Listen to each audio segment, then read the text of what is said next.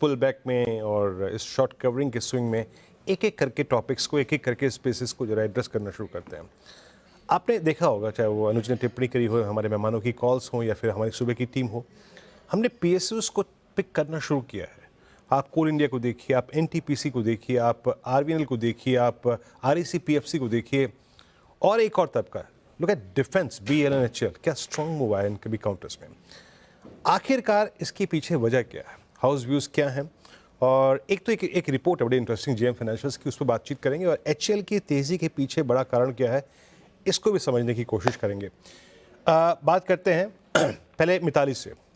ये JM financial की report आई है इस पे, और उसके बाद यतिन के पास चलेंगे एचएल के इश्यूज़ को एड्रेस करने के लिए। बट मिताली, इस रिपोर्ट में क्या कहा गया है, किन किन स्टॉक्स को टारगेट किया गया है, टारगेट्स पे क्या रिवीजन किए गए हैं?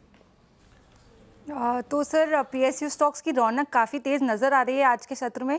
पीएसयू स्टॉक्स में डिफेंस सेक्टर काफ़ी आज बुलिश नज़र आया है। इसके अलावा जो सरकारी कंपनियों के करेक्शन है वो बंद होते नज़र आ रहे हैं। पिछले एक हफ्ते की हम बात करें तो स्टॉक में कुछ स्टॉक्स में 5 to 6% का हमें अपसाइड मोमेंटम देखने को मिला है। ये वही स्टॉक्स है जिसने इस करेक्शन वाले फेज़ में 58%, 55%, 50% से ज़्यादा की डुबकी लगाई थी। सबसे पहला नाम आईटीआई का देख लीजिए, फिर कोचिन शिपयार्ड, कोल इंडिया, ऑयल इंडिया, हुडको, भेल, बैंक ऑफ इंडिया, ये सारे स्टॉक्स में अच्छे खासे करेक्शन देखने को मिले थे। लेकिन पिछले एक हफ्ते की बात करें तो यहाँ पे 5 to 6% की रिकवरी आई है। इस बीच जेएम फाइनेंशियल का मानना है कि पीएसयू स्टॉक्स में एक अच्छा एंट्री पॉइंट अब क्रिएट हो चुका है इन्वेस्टर्स के लिए, और उनका मानना है कि आने वाले टाइम में कुछ स्टॉक्स 30 से 40% का रिटर्न जो है वो इन्वेस्टर्स को दे सकते हैं।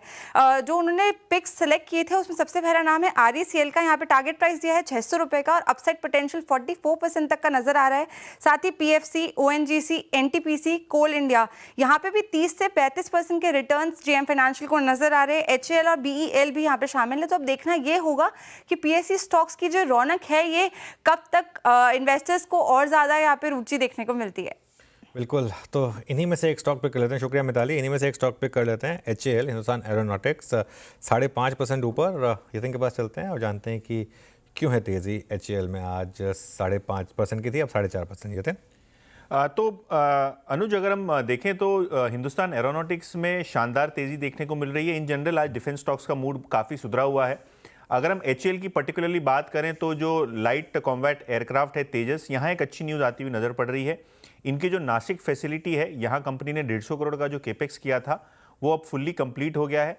अगर हम देखें तो अभी प्रोडक्शन फैसिलिटी टेस्टिंग के अंदर चली गई है, और कहीं ना कहीं कयास ये लगाया जा रहा है कि अप्रैल के मिड या एंड तक ये फैसिलिटी का प्रोडक्शन शुरू हो जाएगा।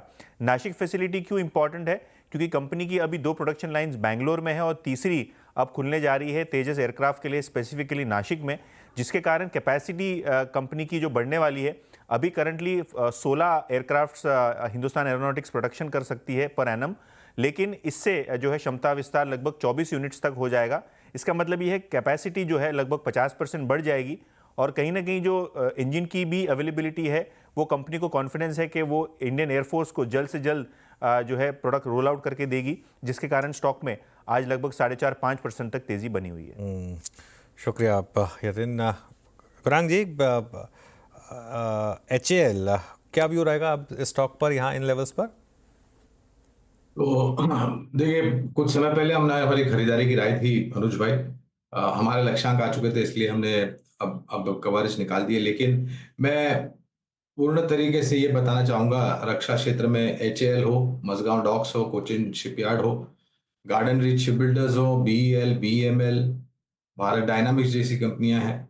मेरे ख्याल से आपको नजरिया काफी लंबा रखना चाहिए अगर आपको सकारात्मक मुनाफा कमाना है तो। और तेजस लाइट कॉम्बैक्ट एयरक्राफ्ट की तो इंडक्शन हो चुकी है भारतीय वायुसेना में, तेजस मार्क 1, और इसके पश्चात जो मेरे पास खबरें आई हैं, तेजस मार्क 2, जो कि एक बहुत ही इंडिजिनसली हाई टेक्नोलॉजी प्रिसिशन लड़ाकू विमान की तैयारी कर रही है। हालांकि इंजन जी के तरफ से आने में कुछ दिक्कत हो रही है, लेकिन उसका भी स्पष्टीकरण और निवारण बहुत जल्द तारीख तक आते हुए दिखेगा। मुझे ऐसा लग रहा है अनुज भाई, ये मेरा अनुमान है कि इसने जो एक सर्वोच्चम स्तर छुआ जा करीबन 5,600 या 700 के आसपास, उसको पार करने में ज्यादा कठिनाई नहीं होगी। हालांकि विशेष रूप में टिप्पणी नहीं करूंगा क्योंकि कवरेज नहीं है, लेकिन रक्षा क्षेत्र में बहुत पसंद आता है। कोचिन शिपयार्ड और बीएमएल, ये 2 विकल्प है बुनियादी तर्क के आधार पर। ये डिफेंस स्पेस है इस वक्त एक हॉट कमोडिटी है, यकीन मानिए बहुत अच्छे मूव दे रहा है पूरा डिफेंस स्पेस। निफ्टी 22